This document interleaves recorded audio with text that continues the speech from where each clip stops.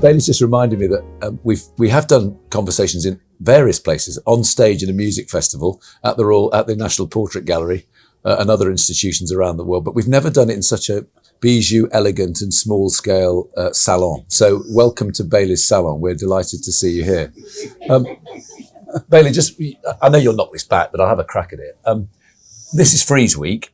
London goes mad in a good, energetic way, and that's for the last 20 years. But it's hard to remember London before Frieze.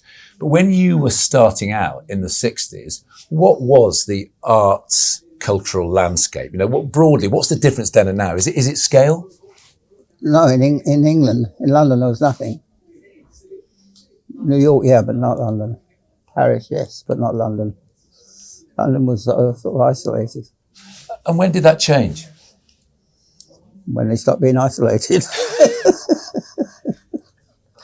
Do you claim any credit? Did you feel part of a movement of change? No, I never won the credit for anything because it might go wrong. Fair.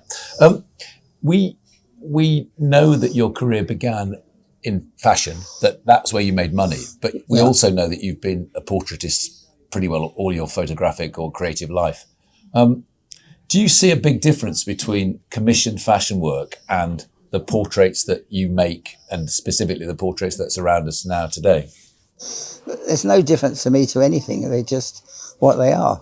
So, as you get older, we all feel this. Our memories play tricks, or it becomes sometimes very clear, sometimes not. Does photography feel like a memory to you? Can you or are you taking so many images when you photograph Dizzy or Miles that you can't remember that particular moment? No, I remember portraits more than anything, more than I do reportage or documentaries. No, everything I remember. Your process, you do use digital, but but now still you use analog photography. Well, if I'm doing it for myself, or like myself, I mean, if I'm in control, I use 5:4 film. Yeah. And for me, I found it the best for photography. Because you just stand there and go click, and it looks like art. So when you shoot a roll, you don't see it till the contact sheets are out. But I'm curious about whether you know you've got the. Do you know when you've got the right image? Yeah, it doesn't take long these days. I mean, sometimes I only take 2 or 3 pictures. Click, click, click. I mean, people like Man Ray probably didn't take many pictures, or Bresson. No. Bresson's my favourite because he was a unconscious kind of surrealist, really, because he was so surreal, but I don't think he realised he was surreal. He just took pictures the way he took pictures. But for me, he's the most fascinating of all those photographers. Does Cartier-Bresson's idea of the decisive moment resonate with you? Do you believe in that? No, I think it's a load of bollocks. I think... Because? It's not, because you can think, shit, it's the only thing that counts is the finished images. It's the thing you end up looking at. Doesn't matter how you get it, if you have to murder somebody or anything, as long as you've just got the one image. Many will know, but others don't. Bresson had this idea that there were certain things in a photograph that kind of coalesced in a split second that became, as he called it, the decisive moment. So someone walking across the street lined up with a gargoyle, or the reflection hitting at exactly the right moment on a face and so on. I mean, I suppose we might just call that chance or intuition. Well, it's accident, really, isn't it? Yeah. But I didn't like Cartier-Bresson as a person, so it's... and why not? He's so French. He was so stuck up. Really stuck up. The series here is, I suppose you would say, an ongoing portrait series of musicians. And you photograph many different groups or kinds of people. I mean, models, actors, artists, musicians. Do musicians have a particular defining characteristic, or are they the same as artists, the same as models, same as poets? They're the most different of all sorts kind of groups, whatever you like to call it. But they all definitely there's a difference between. I think actors are the worst of try and get something from, because you never know who you're photographing, whether it's Lassie or Citizen Kane. I mean, you make that decision. You say, oh, I think he's Citizen Kane. No, he's Lassie. I don't know who he is. So actors are almost impossible to photograph because you never know who he is.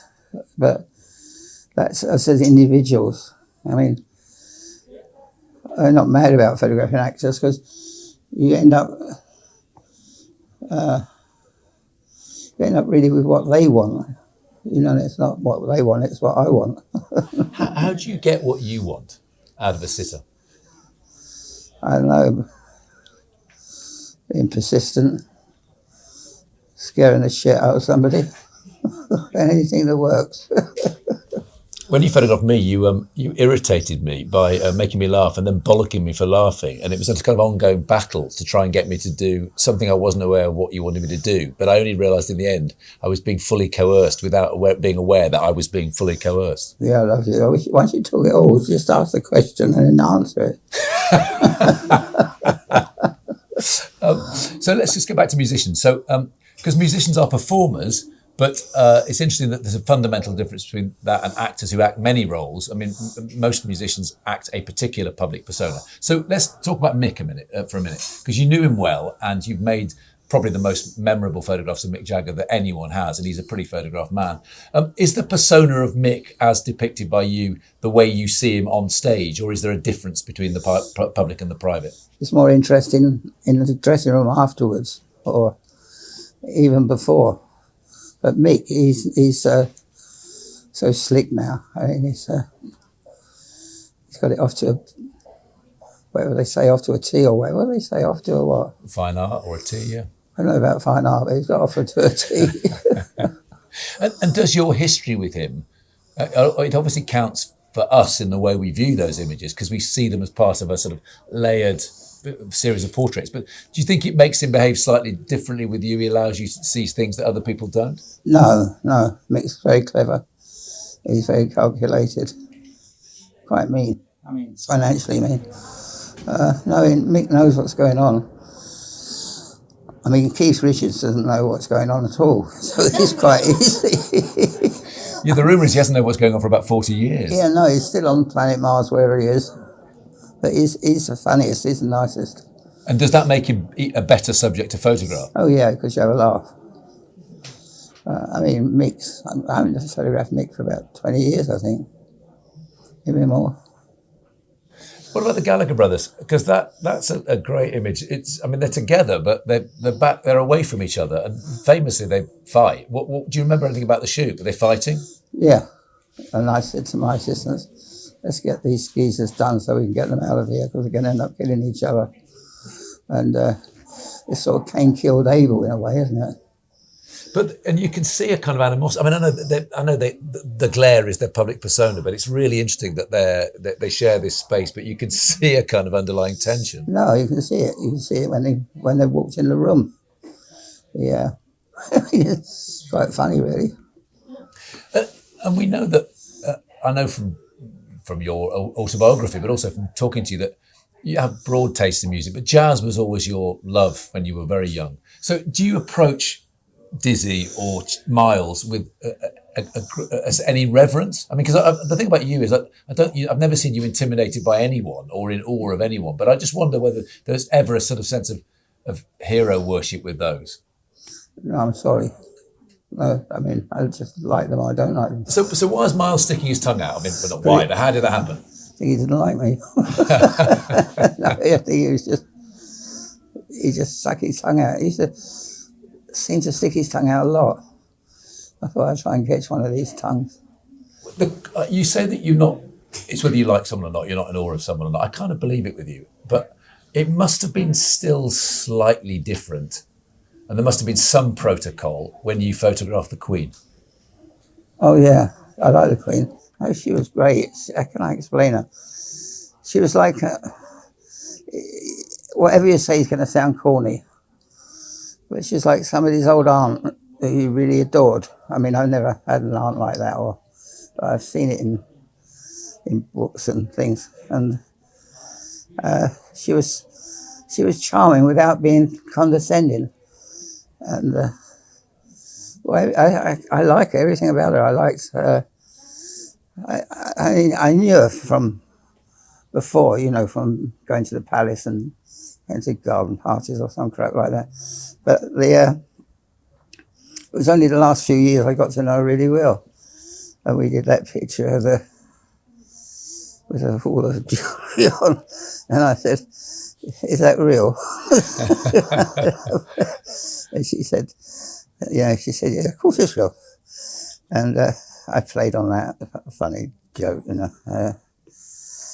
But she was not, she called me, behind my back, she called me a cheeky chappy, which I found out about. Did you? That's a badge of honour, I guess. Yeah. Best badge of honour I've ever had. You mentioned, it wasn't corny, actually, it's rather touching. You said like a sort of aged aunt that you adored. Who were the people in your life, in your family, who played the strongest role for you? I mean, was it your mother? Was it your father? Was it uncles and aunts? Oh, no. My Aunt Dolly, she was a real Cockney. She was a really very funny woman. But I saw more of her than I did of my other family, really, because she used to take me to the cinema when I was too young to go, you know. And we used to have secrets together. Because my mother was a tough. She looked like Winnie the Witch, my mother. She's like a gypsy, kind of scary.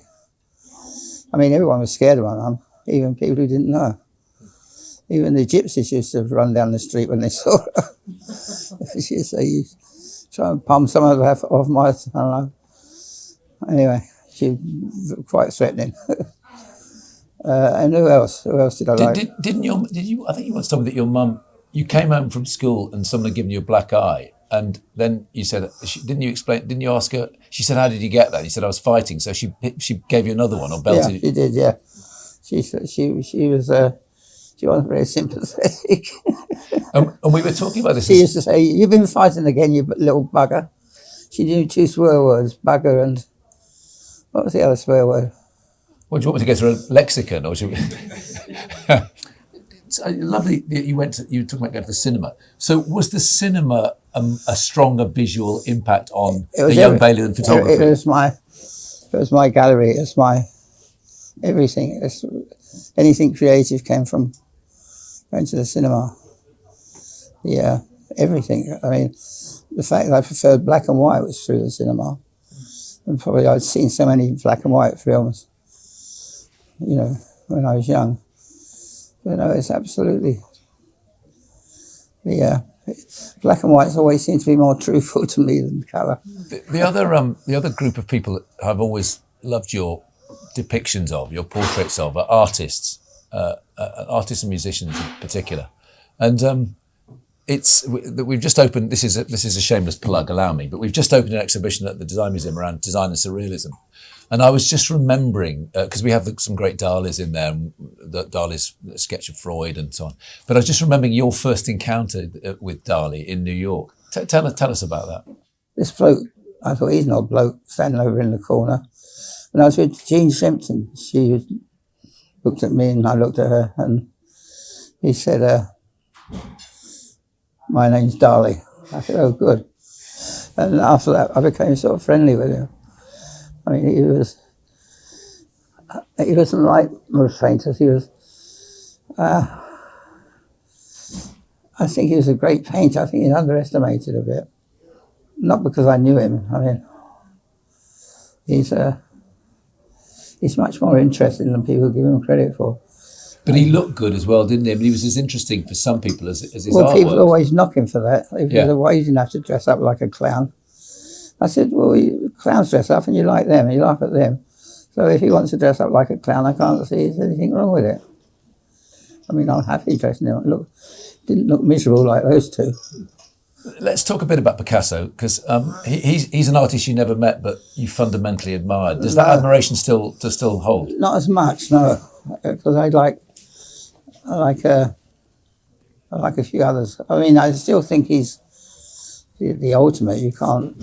There's no question in my mind that. I mean, he's at the end of art, and I don't know what it's going to become or what it's become. But he owns art. And you used to have a poster by Picasso above your bed when you were on national service. In national service, yeah. I used to get into fights all the time. But usually I was left alone because if you were from the East End, they kept clear of you. And sometimes they'd come over and kick my bed over and like that. Because of the Picasso Because of the Picasso, portrait? they used to say, who the fuck do you think you are? I said, I don't think I'm anyone. I said, what's that Ponzi picture of these posh people? They didn't know who Picasso was.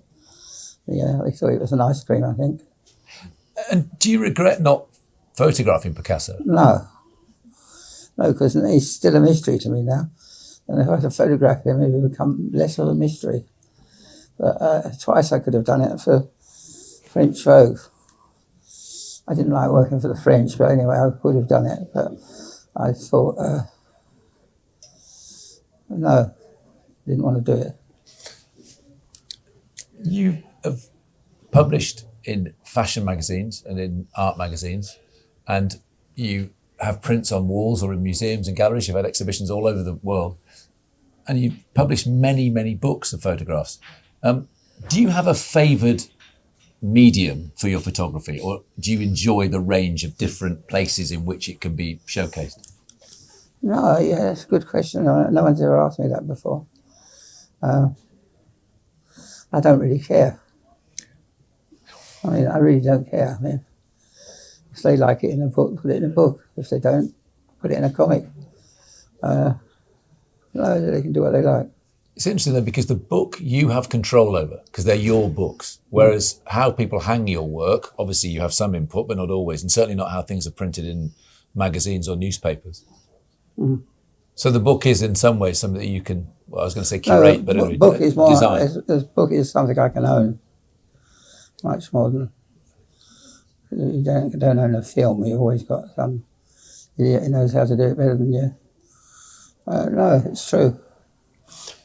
I mean, you've had a long and distinguished career and it's not ended, but you must have a wish list of people in the world now that feasibly, I mean, you'd like to photograph. I mean, Kim Jong-un may be on your list, but it's probably not likely to happen. But who do you most want to photograph that you haven't photographed? What, now? Yeah. Nobody. Nobody.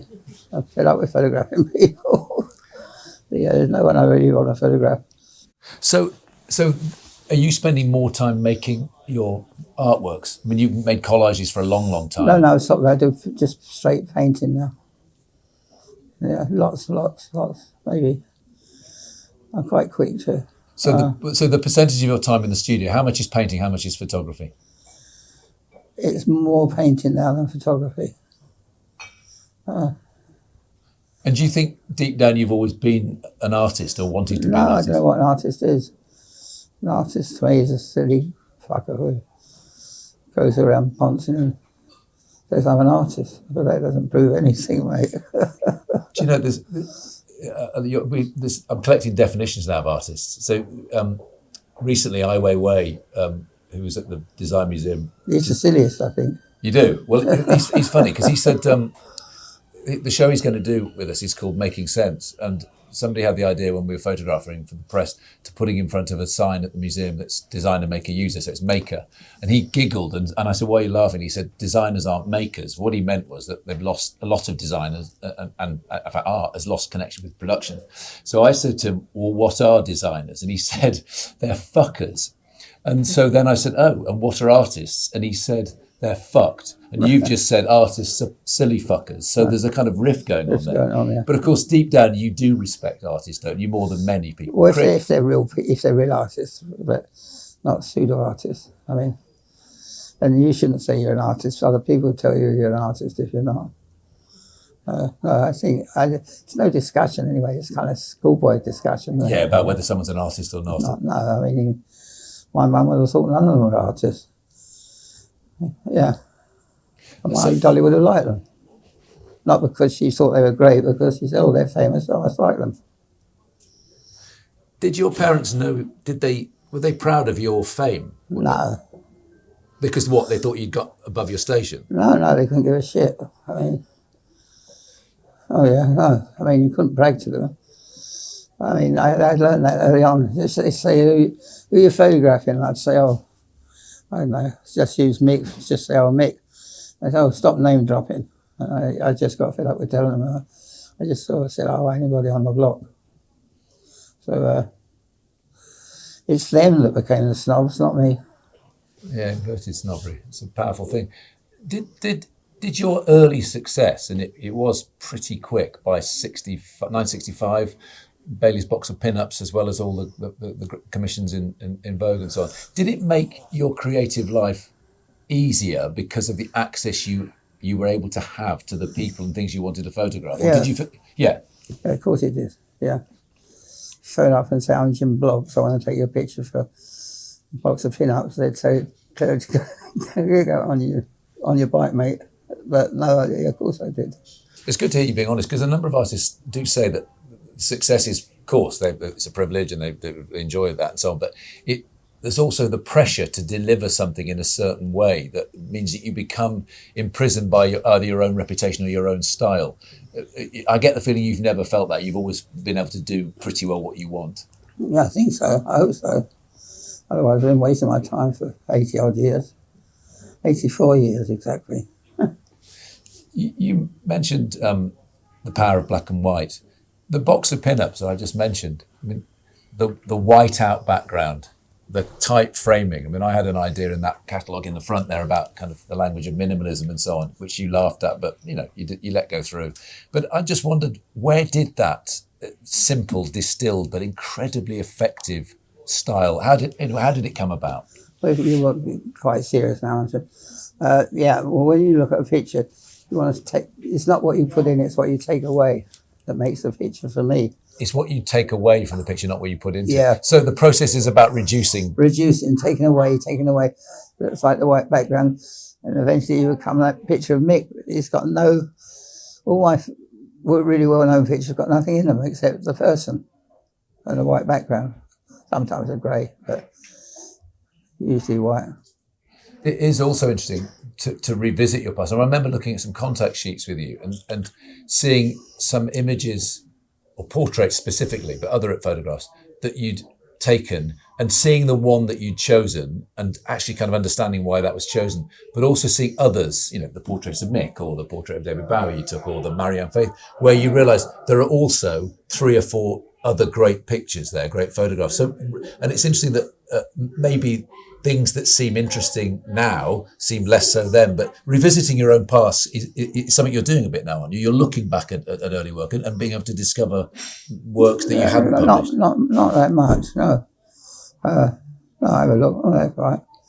But no, I like the decision I made then, because time and place is everything in a way, isn't it? So Bailey, it's 84 years, and your legacy is there in photographs, in exhibitions, in books and so on. But do you have a sense now about how you might shape it in the future for when you're no longer with us? Are you concerned, or are you trying to think about how your legacy will be? Well, if I'm no longer with you, I don't care. I knew you'd say that. But so there's a foundation that I know is difficult, but is that going ahead? Are you looking at the setting of a foundation, or will that happen? No, I don't know. Maybe if it happens, it happens. I've got a few more questions for you. Why Bailey and not David Bailey as your working name? Well, this is an old story. It's when I first went out with Jean Simpson, she'd only been out with boys that were posh, that went to public schools, and they were all called by their surname. So she used to call Bailey, and it stuck. The dyslexia, quite a few creative people are. Do you think that drove you to the visual more? No, I think I know there was no choice really. What do you do if somebody tells you you're dyslexic? Well, I don't know. I think now we I'm talking about when I was a kid, but they didn't know, and didn't the teachers just thought you were thick? thick as pig shit. Which sadly you're not. Well, I am You're now. razor sharp still. My memory is not razor sharp anymore. I can't never sing that song again. What is it, down memory lane or whatever it's called? That's a big influence on my life. Is the American Songbook. Yeah. All those Cole Porter things. I think they're fantastic poets. and people overlook them. There's a sort of snobbery in it. That's what I hate about art, there's all the snobbery in it. I mean, they're just great artists, those, well, especially the one I mentioned. I forgot his name already. Cole Porter. Cole Yeah, Porter. there is a hierarchy in art and music, isn't there? There's, kind of, there's music hall or light opera or grand opera, or all of those. Yeah, but there is in art. So Yeah, no, of course there is. Of course there is. Of course there is. Do you when you say they're great poets, they are, but do you detach their words or do you hear the songs? both, And when you're in the studio, do you have music around you? all the time. It's never off. Never off. Is it Malik? Put the music on. So music has been a literal soundtrack to your working life over the last 60 odd music years. while you work, yeah. Yeah. I mean, that's my roots. Yeah. Okay. 2 questions. Have you done any war photography and armed conflict? I haven't seen much of your work, and is there a reason why you haven't? I didn't like getting shot at. I haven't really, no. I mean, I was in the Malaya in the Air Force for 2 years. I didn't get shot at. I thought it was silly. I mean, for the Queen, I wasn't going to get shot for someone I didn't know. But you did photograph the armed forces. You went out in the 80s, didn't you, and photographed soldiers? Oh yeah, I've been out a few times. All the photographers I've met, war photographers, always got an edge to them. They want to be something else or do something else. But it's interesting that Don is now photographing the landscape, isn't he? Particularly the landscape around Somerset. I mean, he stopped war photography probably to preserve his life. He should start again.